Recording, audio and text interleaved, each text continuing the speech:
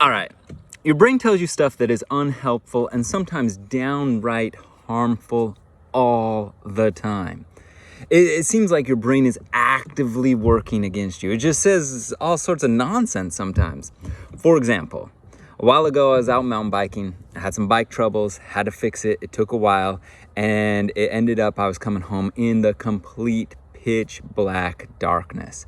As I'm going through the dark woods, I hear this loud stumbling coming through the woods, breaking branches, and my brain is like, it's Sasquatch. Sasquatch is coming for you. Bigfoot is gonna tear you apart. I know that's not logical, but my brain was feeding me this information. I was like adrenaline pumping through me, all of that. Turn around, there's a big animal there. It was a cow. It's not Sasquatch. Just think about all the bad advice your brain gives you sometimes. If you hired a consultant and they gave you the same sort of bad advice, you would fire them and you would probably punch them in the face. So here's the thing. Again, it's not your fault, right? Your brain's trying to protect you. It's trying to run through all the possible scenarios to help you. And it's just doing the best it can given the scenario, given the situation, right? And usually when we have thoughts come up that are uncomfortable, things come up that we don't want to deal with it. Let's say we got a race coming up and we're feeling super nervous, all sorts of butterflies, and our brain's running through all the possible scenarios of things that can go wrong. We usually deal with this in two ways. We either fight it, we argue against it and go back and forth, right? Or we try and avoid it and run away from it. If we use either of these things, it just gets worse. If we fight it, that resistance causes that neural pathway to strengthen and it just goes stronger and stronger. It's like you're pushing back against it. It's like, oh, doing push-ups against you, right?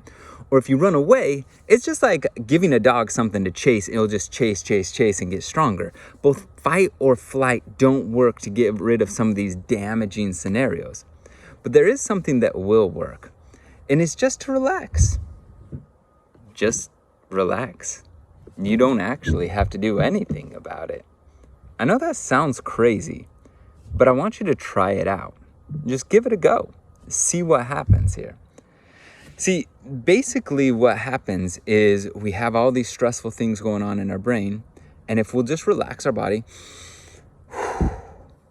relax our mind, relax your heart, and let those crazy things go on, let those unhelpful ideas go on, then when there's no resistance, they start to fade. They evaporate. They go away. See, there's no hurricanes in Idaho. If you stop feeding the warm water up to the hurricane, it dissipates.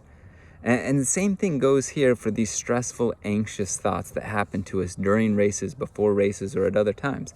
If you don't feed that neural pathway, it will dissipate, atrophy, and it will fade away. But when you try this scenario, when you try and relax, when your brain's like, it's gonna be uncomfortable. Just up front, let me tell you, it's gonna be uncomfortable. It's gonna be unfamiliar. You're going to want to like run away. You're going to want to fight. The more you want to run away, the more you want to fight. Just relax and let it pass through you. Let it go through you. Let it leave you. You'll feel like this hormone dump, a little bit of heat coming on. All of that happens. It's real. But once that dissipates, you'll settle. And once that virus in your brain, once that unhelpful thought isn't running so much, you're going to notice that you're going to feel better and your performance is going to improve just like that. It's powerful. There's a third path right there. Fight, flight, or relax and see what happens. All right, see you next time.